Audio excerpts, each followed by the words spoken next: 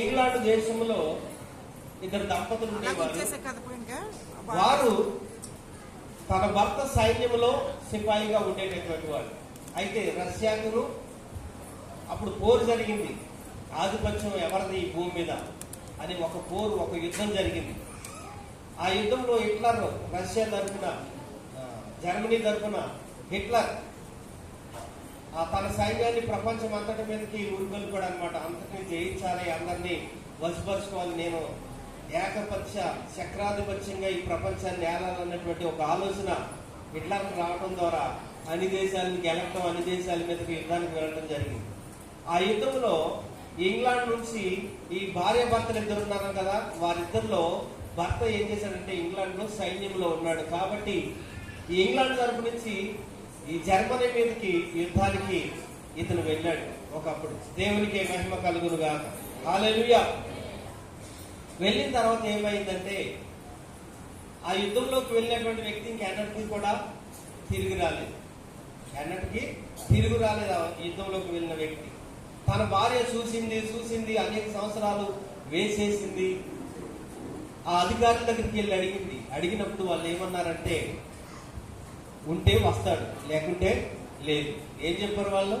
ఉంటే వస్తాడు, లేకుంటే లేదు అని వారు చెప్పడం జరిగింది. ఇంకా కొన్ని సంవత్సరాల వరకు వెయిట్ చేసింది తన భర్త వస్తాడని.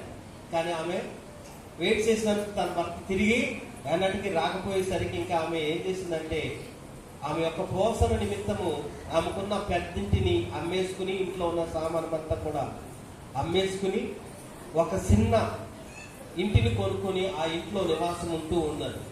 దేవునికి మహిమ కలుగును గాక. ఆ దినాల్లో క్రిస్మస్ రావడం జరిగింది. ఆ క్రిస్మస్ లో అక్కడ ఉన్నటువంటి ఊరికి ఒక కొత్త పాస్టర్ గారు వచ్చారు. నాగులాగా ఒక కొత్త పాస్టర్ గారు వచ్చారు ఆ మందిరానికి. వచ్చినప్పుడు ఆ క్రిస్మస్ ఆనంద సంతోషాలతో ఏం చేస్తారంటే ఎలాగైనా ఈసారి పాస్టర్ గారు రెట్టించినటువంటి ఉత్సాహంతో ఉన్నాడు. ఎలాగైనా ఈసారి క్రిస్మస్ ను చాలా ఉత్సాహంగా జరుపుకోవాలి, ఆనందంగా జరుపుకోవాలి, సంతోషంగా జరుపుకోవాలన్నటువంటి ఆలోచనతో ఉన్నప్పుడు ఆ క్రిస్మస్ ఇంకా 6 దినాలు ఉందనగా ఏమొచ్చిందంటే ఆ దేశంలో, ఆ ఊర్లో తుఫాన్ వచ్చింది. ఏమొచ్చింది? తుఫాన్ వచ్చింది. ఈ తుఫాన్ వచ్చి అంతా సీట్ చేసుకుని వెళ్ళిపోయింది, అంటే మొత్తం ఊడ్చుకుని వెళ్ళిపోయింది. ఆ తుఫాను భాగంలో ఏం జరిగిందంటే ఈ యొక్క చర్చి యొక్క ఈ వెనకాల ఇలా గోడ ఉంది కదా, పులిపీటి వెనకాల గోడ ఉంది కదా, ఈ గోడ ఏమైపోయిందంటే ఆ తుఫాన్లో పడిపోయిన తర్వాత చాలా నిరాశకు గురయ్యారు. ఎవరో పాస్టర్ గారు నిరాశకు గురయ్యారు. అలా ఎంత ఉత్సాహంతో ఉన్నాడు, కొత్తగా వచ్చాడేమో, మంచిగా చేయాలనుకున్నాడేమో, ఉన్నటువంటి తుఫాన్ రావడం 6 దినాల్లో మరి గోడ పడిపోవడం చాలా ఇబ్బందిగా, బాధగా ఉంది. తర్వాత సంఘస్థుల్ని ప్రేరేపించి పురుగొల్పి ఎలాగైనా సరే ఇంకా మనకి 5 దినాలు ఉన్నది కాబట్టి మన వెనక 5 దినాలు ఉంది కాబట్టి ఈ 5 దినాల్లో ఎలాగైనా సరే మనం ఏం చేయాలి? క్రిస్మస్ మంచిగా జరుపుకోవాలి, ఈ గోడను కట్టేయాలని చెప్పేసి ఆ గోడను కట్టే ప్రయత్నం చేశాడు. గోడ 2 రోజుల్లో కట్టేశారు. కానీ ముందు దానికి ఉన్నంత అందము వీరు కట్టిన తర్వాత ఆ గోడకి రాలేదు. వెనకాల ఉన్న పులిపెట్టి గోడకి ఆ అందము రాకపోయేసరికి ఏం చేయాలని ఆలోచన చేస్తున్నాడు పాస్టర్ గారు. చేస్తా ఉన్నసరికి అలా స్టోర్లోకి వెళ్ళాడు. స్టోర్ రూమ్ ఉంటుంది, అంటే చర్చ్ అంటే పాస్టర్ ఇల్లు ఉంటుంది, స్టోర్ ఉంటుంది, అన్నీ ఉంటాయి కదా. ఒకసారి అలా స్టోర్ రూమ్ లోకి వెళ్ళాడు. ఎందుకో పాస్టర్ గారు వెళ్ళినప్పుడు ఆయన దృష్టిలో ఒక కార్పెట్ ఆయన దృష్టిలో పడింది. దాన్ని చూశాడు. అదంతా పాతగిలిపోయింది, బూజు పట్టేస్తుంది. ఈ పాతగిలిపోయిన ఈ బూజు పెట్టేసిన కార్పెట్ ని ఏం చేయాలనుకున్నాడంటే, గోడ సరిగ్గా రాలేదు కదా, అర్థంగా లేదు కదా, సరే ఈ కార్పెట్ ని బాగా ఉతికించి దీన్ని క్లీన్ చేపిస్తే దీనికి కొంచెం మంచిగా కనపడుతుంది కాబట్టి దీన్ని గోడ దగ్గర అలంకరిస్తే గోడ చాలా చక్కగా కనపడుతుంది అన్నటువంటి ఆలోచన పాస్టర్ గారికి వచ్చింది. అప్పుడు ఏం చేశాడంటే ఆయన కొంతమందిని పిలిపించాడు, సంఘంలో ఉన్న కార్పెట్ తీపించాడు. ఆ కార్పెట్ ని మంచిగా క్లీన్ చేయించి ఉతికించి ఎండబెట్టి తీసుకొచ్చి గోడకి ఇలాగా వేసాడు అనమాట, అతికించేసరికి ఇప్పుడు ఎలా కనపడ్డా అంతకుముందు అంత అందంగా లేనటువంటి గోడ కాస్త ఆ కార్పెట్ ని పెట్టేసరికి చాలా అందంగా కనపడింది. దేవునికి మహిమ కలుగును గాక. హల్లెలూయా.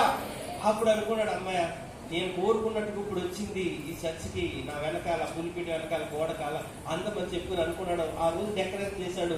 రేపు క్రిస్మస్ నైట్, క్రిస్మస్ ఉంది మనకులాగా, నేను క్రిస్మస్ నైట్ జరిగింది ఈవ్, అది ఇదేమో క్రిస్మస్ ఆరాధన. అలాగే రేపు క్రిస్మస్ ఈవ్ ఉంది నైట్ లో, అలాగే ఇల్లు క్రిస్మస్ ఆరాధన కూడా ఉంది. ఈ అలంకరణ అంతా చేసుకున్న తర్వాత పాస్టర్ గారు మెల్లిగా తన ఇంటికి నడుచుకుంటా వెళ్తున్నాడు. రాత్రికాల సమయంలో వెళ్తున్నటువంటి సమయంలో ఒక చిన్న ఇల్లు కనపడుతుంది. ఆ చిన్న ఇంట్లో ఒక లైట్ వెలుగుతూ కనపడతాం, ఒక లైట్ వెలుగుతూ కనపడుతుంది. ఏంటి ఇందులో చిన్న ఇల్లు ఉంది, ఒక లైట్ వెలుగుతుంది, ఎవరో ఉన్నారు సంథింగ్ అని చెప్పి, సర్లే క్రిస్మస్ కదా, రేపు క్రిస్మస్ కదా, ఈ ఇంట్లో ఎవరున్నారో వారిని దర్శించి కొంచెం సువార్త చెప్పి క్రిస్మస్కి రమ్మందాము, ఆహ్వానిద్దామని చెప్పేసి పాస్టర్ గారు ఆ ఇంట్లోనికి వెళ్ళారు. వెళ్ళి డోర్ కొట్టారు. డోర్ కొడితే ఒక తల్లి గారు వచ్చి తలుపు తీశారు. ఇలా మార్తమ్మలాగా మరియంలాగా తల్లి గారు వచ్చి తలుపు తీశారనమాట.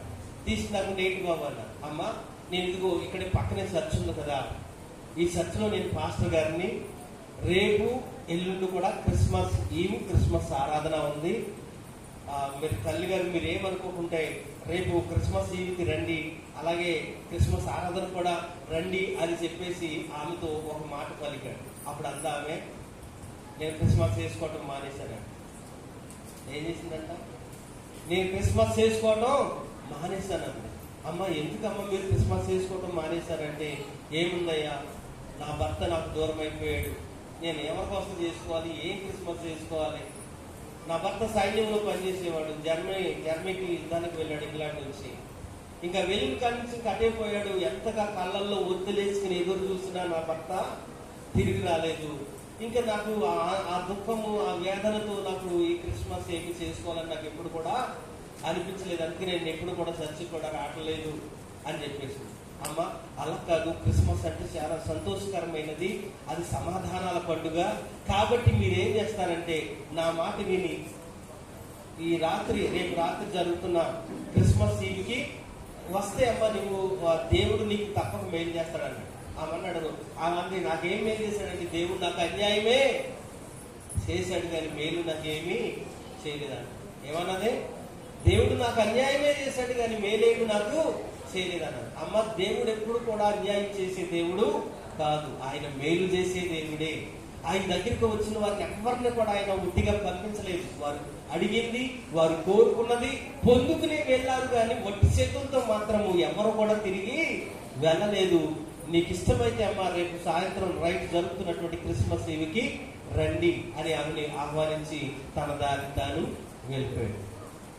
వెళ్ళిపోయిన తర్వాత ఈ తల్లి గారు ఆలోచన చేసుకున్నారు, ఏమో మరి ఎందుకు అయ్యగారు వచ్చారు, ఇంతవరకు నేను క్రిస్మస్ మానేశాను, చర్చికి వెళ్ళటమే మానేశాను, మరి దేవుడు మేలు చేసే దేవుడే అంటున్నాడు కదా, ఫోన్లో ఏదైతే ఏమైంది, అంతగా వచ్చి పిలిచాడు కదా క్రిస్మస్కి రమ్మని, సరే ఈరోజు సరే జరుగుతున్నటువంటి క్రిస్మస్కి వెళ్దామని చెప్పేసి ఆ రాత్రికాల సమయంలో జరుగుతున్నటువంటి క్రిస్మస్కి అక్కడ జరిగినట్టుగా, రాత్రికాల జరగలేదా, అలా అక్కడ జరిగిన క్రిస్మస్ ఆమె వచ్చి కూర్చుంది. కూర్చుని ఎక్కడ కూర్చుందంటే వెనకాల కూర్చుంది అనమాట. అంటే ఈయన వెనకాల కాదు, నేను ఎక్కడుంటే అక్కడ అనమాట, అలా వెనకాల కూర్చుని చూస్తాను. చూసేసరికి ఆమెకి కళ్ళల్లోంచి కన్నీళ్ళు కారుతూనే ఉన్నాయి, దుఃఖం తల్లుకుంటూ వస్తుంది, పొంగుకుంటూ వస్తుంది. ఆమె ఆ ఆరాధన అంతట్లో కూడా ఏడుస్తానే ఉంది అక్కడ ఆ లాస్ట్ లో కూర్చుని. ఇదంతా అయ్యగారు చూస్తా ఉన్నారు, మిమ్మల్ని చూడలేదా, ఎవరు ఎలా ఉన్నారు, ఏం చేస్తున్నారు, నేను ఎలా చూస్తున్నాను, అలాగే అయ్యగారు కూడా ఆమె చూస్తూ ఉన్నారనమాట. చూస్తున్నటువంటి సమయంలో ఏడుస్తూ ఉంది. ఆ రోజు క్రిస్మస్ ఈవ్ అయిపోయింది, అందరూ వెళ్ళిపోయారు. పాస్టర్ గారు వెంటనే దిగెళ్ళి ఆమె దగ్గరికి వెళ్ళమ్మా, ఎందుకమ్మా అలాగే ఏడుస్తా అన్నారు, నేను వచ్చినప్పటి నుంచి మిమ్మల్ని చూస్తున్నాను, మీ కళ్ళల్లో కన్నీరు మాత్రం ఆగట్లేదు, కన్నీరు కారుతూనే ఉన్నారు, ఏడుస్తూనే ఉన్నారు, ఎందుకమ్మా అలా ఏడుస్తున్నారు ఎందుకమ్మా అని పాస్టర్ గారు అడిగినప్పుడు ఆమె ఏం చెప్పిందంటే, అయ్యా ఇక్కడికి వచ్చిన తర్వాత నాకు ఒక విషయం తెలిసింది, నాకు ఒకటి కనిపించింది నా జీవితంలో, నా మధుర స్మృతుల్లో ఒక స్మృతి నాకు కనిపించింది. ఏంటమ్మా అని అడిగాడు. ఏంటంటే అయ్యారు, మీ గోడకి వెనకాల కార్పెట్ వేశారు కదా, వేశానమ్మా, ఆ కార్పెట్ నేను నా భర్త కష్టపడి అల్లి మేము దాన్ని ఎంతగానో చూసుకున్నాము. ఎప్పుడైతే మా ఇల్లు అమ్మామో మా ఇంటితో పాటు వస్తువులు కూడా కొనుక్కున్నటువంటి వారి స్వాధీనంలోనికి వెళ్ళిపోయినాయి. అయితే నేను నా భర్త అల్లినటువంటి ఈ కార్పెట్ తిరిగి తిరిగి తిరిగి మళ్ళీ ఎక్కడికి వచ్చింది, చర్చిలోకి వచ్చింది. అది నాకు ఎంతో ఆనందంగా అనిపిస్తుంది, నాకు ఎంతో సంతోషం అనిపిస్తుందండి. దాన్ని చూసినప్పటి నుంచి నా కళ్ళల్లోంచి కన్నీళ్లు కారుతూ ఉన్నాయి. నా భర్త నేను ఎంతో కష్టపడి ఈ కార్పెట్ ని అల్లిక పనిగా మేము చేశాము. కావాలంటే చూడండి, ఆ కార్పెట్ చివర్లో మా ఇద్దరు పేర్లు ఉంటాయి చూడండి అని చెప్పేసి అంది. లూసీ, రాబర్ట్ అనేటువంటి ఇద్దరు పేర్లు ఆ కార్పెట్ చివర్లో కూడా వారు అల్లుకున్నారు. ఆ పేరు చూసాడు పాస్టర్ గారు, వెంటనే వచ్చి అక్కడ లూసీ, రాబర్ట్ అని ఉంది. దేవునికి మహిమ కలుగును గాక. హల్లెలూయా, హల్లెలూయా. ఆయన కూడా సంతోషించాడు. తర్వాత ఈమె కూడా ఆ రాత్రి వెళ్ళిపోయింది, ఇంటికి వెళ్ళిపోయింది. వెళ్ళిపోతూ ఏం చేసిందంటే, అయ్యా నువ్వు నా కొడుకులా కనబడుతున్నావు, మరి నాకు క్రిస్మస్కి రమ్మని ఆహ్వానించావు. నన్ను ఎవరో ఇంతవరకు పలకరించిన వాళ్ళు లేరు, పరామర్శించిన వాళ్ళు లేరు, కానీ నువ్వు వచ్చి ఆహ్వానించావు, నేను వచ్చాను. వచ్చినప్పుడు నాకు ఒక మంచి జ్ఞాపకం నాకు ఇక్కడ కనపడింది. కాబట్టి రేపు మధ్యాహ్నకాల సమయంలో లంచ్ నేనే మీకు ప్రిపేర్ చేస్తాను, తప్పనిసరిగా మా ఇంటికి మీరు లంచ్కి రావాలండి అయ్యగారు అన్నారు. సరే అమ్మ, అదేం పని, నేను వస్తానులే, క్రిస్మస్ అయిపోయిన వెంటనే మీ ఇంటికి లంచ్కి వస్తానని చెప్పేశాడు. ఆ రోజు రాత్రి అయిపోయింది. దేవునికి మహిమ కలుగును గాక. హల్లెలూయా. మళ్ళా తెల్లారి ఇప్పుడు మనకేం జరుగుతుంది? అమ్మ ఇదేంటిది? ఇది క్రిస్మస్ ఆరాధన. రాత్రి జరిగింది ఏంటి? రాత్రి జరిగింది ఏంటి? క్రిస్మస్ ఈవ్.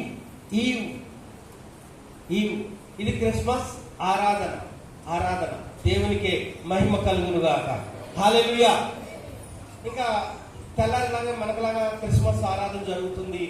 అందరూ వచ్చారు.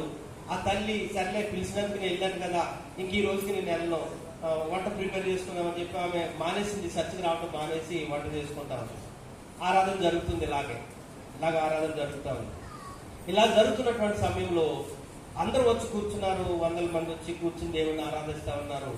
ఒక పెద్ద ఆయన వచ్చాడు, ముందు కూర్చున్నాడు. ముందు కూర్చుని ఆయన ఏడుస్తా ఉన్నాడు.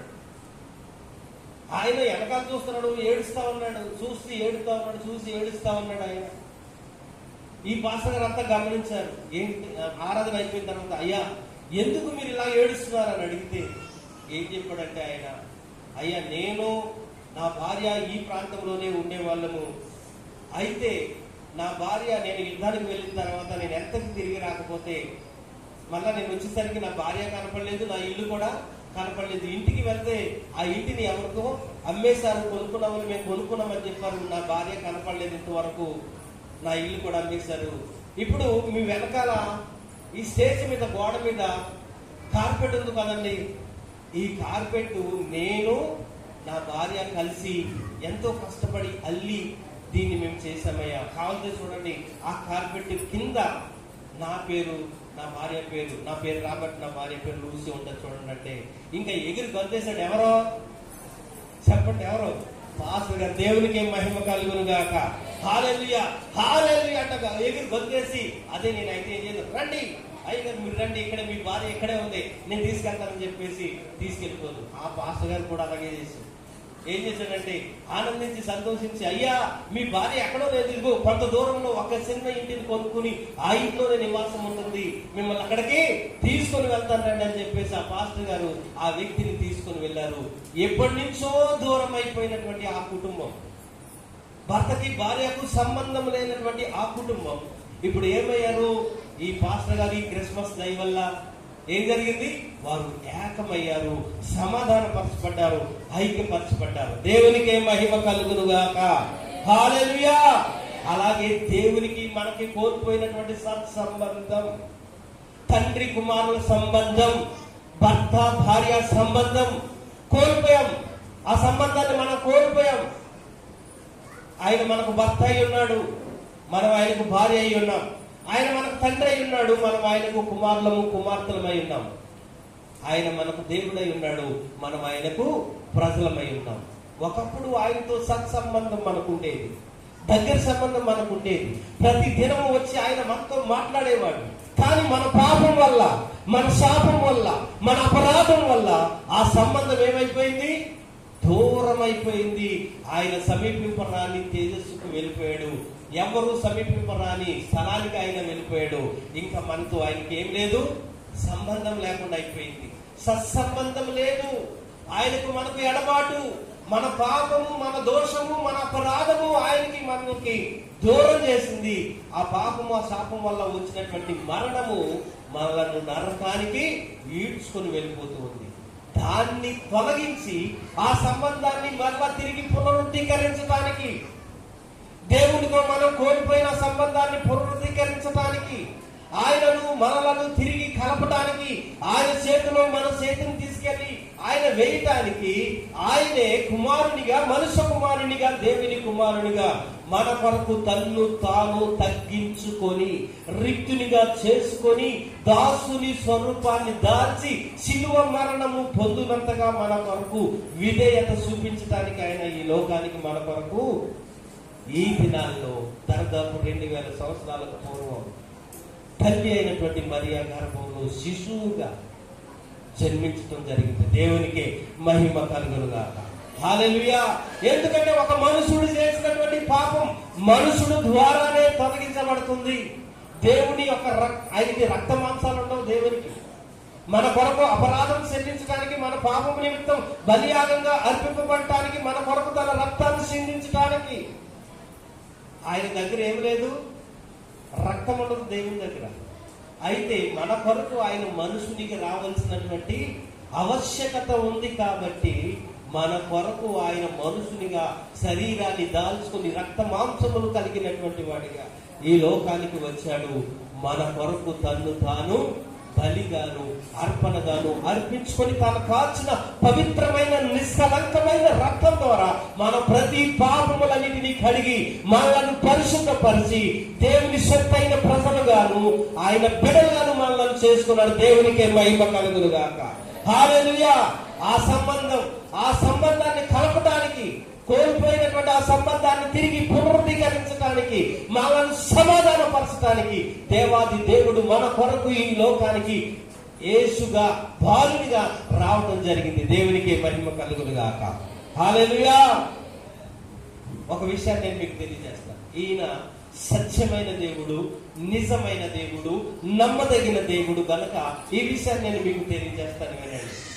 ఉదాహరణకి నేనే అమెరికా దేశానికి వెళ్ళి నేను భారతదేశం నుంచి ఒక డిప్లొమాటిక్ గా, అనగా ఒక అంబాసిడర్గా, మీ అంటే నా భారతదేశం తరఫున అమెరికాలో ఉండటానికి అంబాసిడర్గా నేను వచ్చాను, నాకు రాజరాంచరాలు చేయండి, నాకు ఎక్కడ నివాసం సిద్ధపరచాలో చెప్పండి అంటే వారు నన్ను అంగీకరిస్తారా?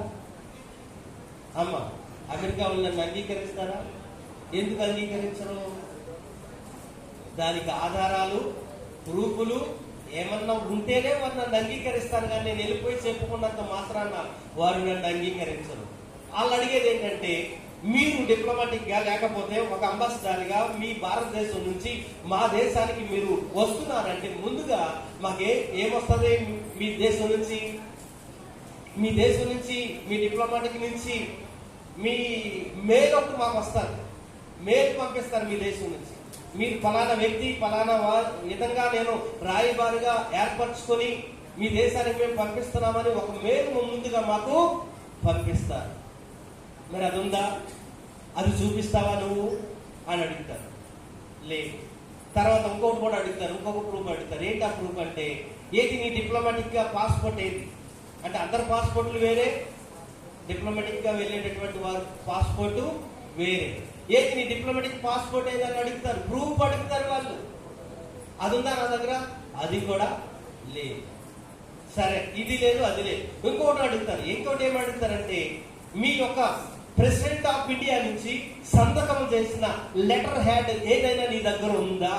నిన్ను మా దేశానికి రాయబారిగా, అంబాసిడర్గా నియమిస్తున్నట్లుగా మీ ప్రెసిడెంట్ ఆఫ్ ఇండియా నుంచి లెటర్ హ్యాడ్ ఏదైనా ఉందా అని అడుగుతారు. మరి అది ఉందా నా దగ్గర? అమ్మ, ప్రూఫ్ కావాలంటే ఒక వ్యక్తి ఒక చోటకి వెళ్తున్నాడంటే తను కూర్చున్నటువంటి విషయం అంతా కూడా ముందుగా ఏం వెళ్ళాలి?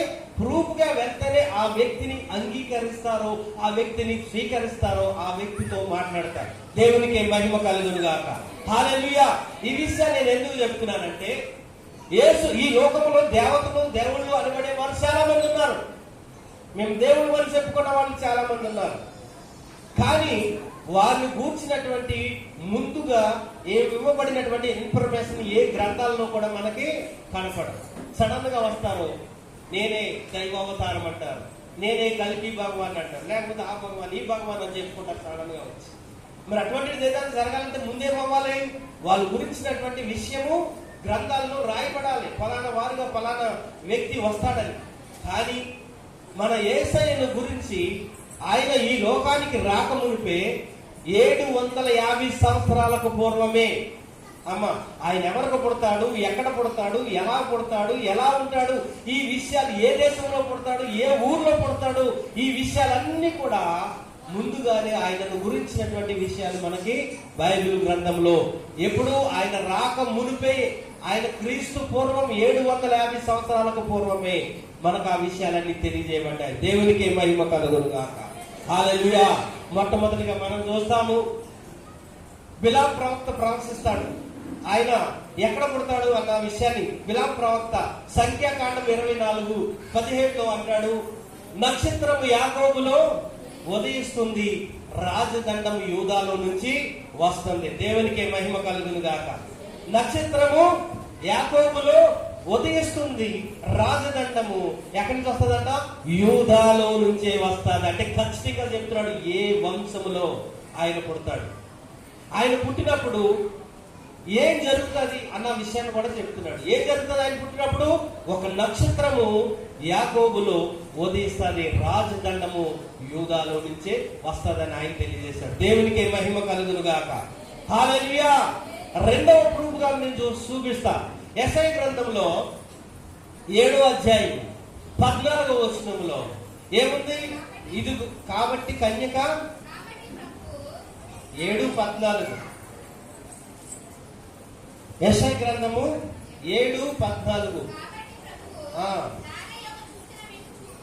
అక్కడ మైక్ ఉంది కదా, మైక్ లో చదవండి. కాబట్టి ప్రభువు తానే ఒక చూసిన మీకు చూపును, కన్యక గర్భవతి అయి కుమారుని కని అతనికి ఇమ్మానుయేలను పేరు పెడుతుంది. దేవునికి మహిమ కలుగును గాక. ఎవరికి పుడతాడంటే ఆయన? అమ్మ ఎవరికి పుడతాడంటే ఆయన? కన్యకకు పుడతాడంట. దేవునికి మహిమ కలుగును గాక. హల్లెలూయా. కన్యకకు పుడతాడని ఆయనకి ఏ పేరు పెడతారో కూడా ఆయన ముందుగానే, ఆయన పుట్టక మునిపే 750 సంవత్సరాలకు పూర్వము తెలియజేయబడుతుంది. దేవునికి మహిమ కలుగును గాక. మూడో ప్రూఫ్ కూడా అక్కడే ఉంటది, మనం చూస్తాం. యెషయా గ్రంథము 9వ అధ్యాయం 6వ వచనములో యాలయనగా మనకు శిశువు పుట్టెను, మనకు కుమారుడు అనుగ్రహింపబడెను, ఆయన భుజము మీద రాజ్యభారం ఉండెను. ఆశ్చర్యకరుడు, ఆలోచనకర్త, బలవంతుడైన దేవుడు, నిత్యుడగు తండ్రి, సమాధానకర్తయగు అధిపతి అని ఆయనకు పేరు పెట్టబడును. దేవునికి మహిమ కలుగును గాక. హల్లెలూయా. హల్లెలూయా. యాలయనగా మనకు శిశువు పుట్టెను. ఎప్పుడు పుట్టారంటే ఆయన? దాదాపు 2000 సంవత్సరాలకు పూర్వం బెత్లెహేములో. ఆయన ఎక్కడ పుడతాడో కూడా ముందుగానే తెలియజేశారు. అది కూడా క్రీస్తు పూర్వం 700 సంవత్సరాలకు ముందే తెలియజేయబడింది. ఎక్కడ పుడతాడు అన్న విషయాన్ని, ఏ ఊర్లో పుడతాడు అన్న విషయాన్ని కూడా తెలియజేశారు. ఎక్కడ? మీకా గ్రంథము 5వ అధ్యాయం 2వ వచనంలో ఆ మాట మనం చూస్తాం. మీకా గ్రంథము 5వ అధ్యాయం 2వ వచనంలో, బెత్లెహేము ఎఫ్రాతా యూదా వారి కుటుంబములలో నీకు స్వల్పమైన గ్రామమైనను నా కొరకు ఇశ్రాయేలుడని ఏలకొప్పువాడు నీలో నుండి వచ్చును. దేవునికి మహిమ కలుగును గాక. హల్లెలూయా. ఏ ఊర్లో పుడతాడో కూడా అక్కడ ఎన్ని సంవత్సరాలకు పూర్వం అండి? ఎన్ని సంవత్సరాలకు పూర్వం జరిగింది? ఆయన రాకముందు ఎన్ని సంవత్సరాలకు ముందు ఈ విషయాలు చెప్పబడ్డాయి? 750 సంవత్సరాలకు పూర్వం ఆయన రాకముందే ఆయన ఎక్కడ పుడతాడు, ఎవరికి పుడతాడు, ఎలా ఉంటాడు, ఆయనకి ఏ పేరు పెడతారు, ఏ దేశంలో పుడతాడు, ఏ ఊర్లో కూడా పుడతాడు, పూర్తిగా ఆయన గురించినటువంటి ఇన్ఫర్మేషన్ అంతా కూడా మనకి ఎక్కడ కనబడుతుంది? ఆయన రాక మునిపే బైబిల్ గ్రంథంలో మనకి కనబడుతుంది. దేవునికి మహిమ కలుగును గాక. హల్లెలూయా. కాబట్టి ఆయనను మనం అంగీకరించకుండా ఉంటే చేర్చుకోనకుండా ఉంటే తప్పు ఆయనది కాదు, అది మీదే అవుతుంది. తప్పు మీదే అవుతుంది కాబట్టి ఆయనది కాదు. కాబట్టి ఆయన లోకరక్షకుడు. ఎటువంటి వాడంటే ఆయన ఆశ్చర్యకారుడు. వీడి గురించి ఒక్కొక్క దాని గురించి చెప్తా ఉంటే ఆశ్చర్యకారం అంటే ఏంటి, ఏం ఆశ్చర్యాలు చేశాడు ఈయన, ఒక్కొక్క దాని గురించి చెప్తా ఉంటే ఈ రోజంతా మీరు ఇక్కడే ఉంటారు. ఆశ్చర్యకారుడు, ఆలోచనకర్త, మీకు ఆలోచన ఇచ్చేవాడు, ఆశ్చర్యకార్యం చేసేవాడు, ఆలోచనకర్త, బలవంతుడైన దేవుడు, బలవంతుడైన దేవుడు, బలవంతుడైన దేవుడు, నిత్యుడగు తండ్రి, నిత్యుడగు తండ్రి, సమాధానకర్తయగు అధిపతి, సమాధానకర్తయగు అధిపతి అని ఆయనకి పేరు పెట్టబడు. దేవునికి మహిమ కలుగును గాక. ఆ గొప్ప దేవుడు, ఆ దేవాది దేవుడు, ఆ బలవంతుడైనటువంటి దేవుడు మన కొరకు దాదాపు 2000 సంవత్సరాలకు పూర్వము ఎక్కడ పుట్టాడండి? ఎక్కడ? ఇప్పుడు చదివారు కదా, మీకా 5:2 ఎక్కడ? ఏంటి చెప్పరా? ఇప్పుడు చదివారు కదా, బెత్లెహేములో, యూదా దేశపు బెత్లెహేములో. అక్కడ అన్నాడు, యూదా దేశపు బెత్లెహేమా, నువ్వు యూదా ప్రధానుల్లో ఎంత మాత్రము అల్పమైన దానవు కావు. అంటే అర్థం ఏంటి? అది అల్పమైనటువంటి గ్రామం. మా అంటే 1000 మంది కూడా జనాభా లేనటువంటి గ్రామం అది. 1000 మంది కూడా ప్రజలు లేనటువంటి గ్రామం. ఆ గ్రామంలో నుంచి ఈ లోకాన్నే పరిపాలించే లోక చక్రవర్తి వస్తాడు అన్నటువంటి విషయాన్ని మీకా గారు మనం ముందే తెలియజేశారు. దేవునికి మహిమ కలుగును గాక. హల్లెలూయా. కాబట్టి ఆయన కూర్చున్నటువంటి అన్ని ప్రూఫ్లు మనకు ముందుగానే బైబిల్లో ఇవ్వబడ్డాయి. ఆయన ఎక్కడ పుడతాడు, ఎవరికి పుడతాడు, ఎలా పుడతాడు, ఆయనకి ఏ పేరు పెడతాడు, ఏ ఊర్లో పుడతాడు, ఏ జాతిలో పుడతాడు, ఏ వంశంలో పుడతాడు, ఆయన పుట్టినప్పుడు ఏం జరుగుతుంది, ఏ ఊర్లో పుడతాడు, ఈ విషయాలన్నీ కూడా మనకు ముందుగానే ఇవ్వబడ్డాయి. ఇంకను ఆ దేవాది దేవుణ్ణి గనక ఎవరైనా మీ హృదయాల్లో చేర్చుకోకుండా ఇంకా ఏదో ఆచారంగానో సంప్రదాయంగానో గనక మీరు దేవుని దగ్గరకు వచ్చి ఆచార సంప్రదాయాల ప్రకారంగా జరుగుతుంటే మీకు ఎటువంటి మేలు, ఎటువంటి దీవెన, అటువంటి ఆశీర్వాదం మీ జీవితాల్లో పొందలేదు. ఆయన్ని మీరు చేర్చుకోవాలి. క్రిస్మస్ అంటే అందులో ఒక పాట ఉంది, ఏ లేరు వాయిద్యం గారిని ఎక్కడికి వెళ్ళిపోయారు లేరా? క్రీస్తు క్రీస్తు జన్మించే లోకాన అందరికీ, క్రీస్తు ఉదయించే హృదయాన ఎందరికీ, క్రీస్తు జన్మించే లోకాన అందరికీ, క్రీస్తు ఉదయించే లోకాన ఎందరికీ. క్రిస్మస్ తాత అడిగిన ప్రశ్న ఇది, క్రిస్మస్ తాత అడిగిన ప్రశ్న ఇది, ఏది ఏది బదులేది, క్రీస్తు జన్మించే లోకాన అందరికీ, క్రీస్తు ఉదయించే హృదయాన ఎందరికీ. హల్లెలూయా. క్రిస్మస్ అంటే క్రీస్తు లోకంలో జన్మించాడు. ఎప్పుడో లోకంలో జన్మించితే మీకు క్రిస్మస్ రాదు. ఎక్కడ జన్మిస్తే వస్తుంది క్రిస్మస్? మీకు మీ జీవితాల్లో, మీ హృదయాల్లో ఆయన జన్మిస్తే మీకు నిజమైనటువంటి క్రిస్మస్ ఆనందము, సంతోషం వస్తుంది. కానీ లోకంలో జన్మించినందుకు మాత్రం మీకు రాదు. ఎక్కడ జన్మించాలి? మొదట నీ హృదయంలో జన్మించాలి. నీ హృదయంలో జన్మిస్తే నువ్వేం చేస్తావో తెలుసా? ఇంతకు మనం చదువుకున్నాం చూడండి, ఫిలిప్పీ పత్రిక 5వ అధ్యాయము 2వ అధ్యాయం 5వ వచనం నుంచి, యేసు క్రీస్తుకు కలిగిన ఈ మనసును మీరును కలిగి ఉండండి. ఏంటి ఆయనకున్న మనసు?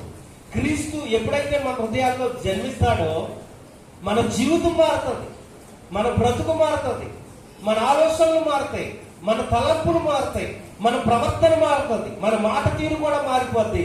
మనలో ఉన్న పాపం అంతటిని కూడా ఆయన తీసేస్తాడు.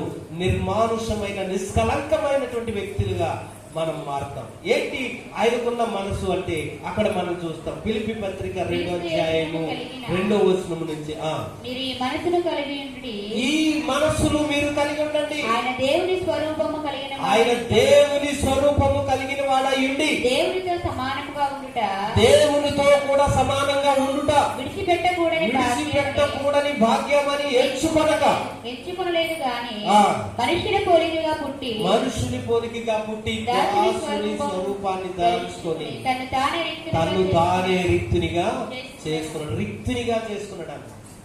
రిక్తునిగా అంటే ఏమీ లేని వానిగా, అంతా అయిందే. అవని అంత ఆయనదే, అయినా స్థలమేది అన్న పాట మనం విన్నాం కదా. ఇదంతా ఆయనదే, ఈ అవని అంతా కూడా ఆయనదే. అయినా కూడా ఆయనకి ఏం లేదంట, స్థలము లేదు. కాబట్టి ఆయన జన్మించినప్పుడు ఎక్కడ స్థలం లేదు ఆయనకి? అమ్మ ఎక్కడ లేదు స్థలం? సత్రములో కూడా స్థలం లేదు ఆయనకి. అమ్మ ఎక్కడ లేదు అంటే ఇంట్లో కాదు, లేకపోతే ప్యాలెస్ లో కాదు, లేకపోతే రాజు భవన్లో కాదు. ఎక్కడ లేదంట ఆయనకి స్థలం? సత్రములో కూడా స్థలం లేదు. తల దాచుకునేది సత్రం, తల దాచుకునేది సత్రం. ఆ తల దాచుకునేటటువంటి సత్రంలో కూడా ఆయనకి స్థలము లేక ఎక్కడ పడుకోబెట్టారు ఆయన్ని? పశువుల తొట్టెలో. ఎంత దుర్గంధంగా ఉంటుంది చూడండి అది. ఆయన రాజాది రాజు, ప్రభువులకు ప్రభువు, ఈ సమస్తాన్ని కలగజేసినటువంటి దేవాది దేవుడు ఎక్కడున్నాడండి ఇప్పుడు? పశువుల పాకంటే సువాసనగా ఉంటది కదండి, మంచిగాని చాలా సువాసన వస్తుంది, చాలా ఆహ్లాదకరంగా మనకి పశువుల పాక అదంతా ఉంటది కదా మనకి. అమ్మ ఉంటదా? ఎక్కడున్నాడు ఇప్పుడు ఆయన? దుర్గంధము వెదజల్లేటటువంటి ప్రాంతంలో దోమలు కొడతాయి. మీరు ఇంట్లో తలుపులే చేసుకుని ఏం చేస్తారు? దోమల బత్తిలు పెట్టేసుకుని జెట్ కాయిల్స్ లేకపోతే ఏంటి ఆల్అవుట్లో ఇవన్నీ పెట్టేసుకుంటారు. ఇంట్లో ఉండి తలుపులు ఇవన్నీ ఉండి కూడా ఏంటయి అసలు ఏమంటారు, జాలీలు ఇవన్నీ ఉండి కూడా మీరు ఏం చేస్తారు? ఇంట్లో ఉండి ఈ దోమలు రాకోకుండా పెట్టేసుకుంటారు. మరి ఇప్పుడు ఈయన ఎక్కడున్నాడండి? అమ్మ ఎక్కడున్నాడు ఈయన? పశువుల పాకలో. ఎలా ఉండదు అది? పెంటతో రొచ్చుతో కంపు కొట్టేటటువంటి స్థలంలో. ఆ దోమలు ఎంతెంత దోమలు ఉంటున్నాయో చూస్తున్నారు కదా మీరు, కుట్టా ఉన్నాయి. ఆ దోమల్లో కుట్టబడి ఆ పశువుల తొట్లో ఉన్నాడండి. ఎవరండి ఆయన? ఎవరైనా ఈ సమస్తాన్ని కలగజేసిన వాడు, ఈ అవని అంతా ఆయనే, సర్వలోకానికి చక్రవర్తి అయినటువంటి వాడు ఇప్పుడు ఎక్కడున్నాడు? పశువుల పాకలో, పశువుల తొట్టెలో పట్టుకొని ఉన్నాడు. అందుకని ఆయన అన్నాడు, నక్కలకు గొరియలున్నాయి, ఆకాశ పక్షులకు ఊళ్ళు ఉన్నాయి, కానీ ఎవరికి తలవాల్చుకోవడానికి స్థలం లేదంట. మనుష్య కుమారుడు తలవాల్చుకున్నటకైనను స్థలం లేదు. దేవునికే మహిమ, హల్లెలూయా. మరి ఈ దినాన యేసు ప్రభు వారు అడుగుతున్నారు, నీ హృదయంలో స్థలం ఉందా?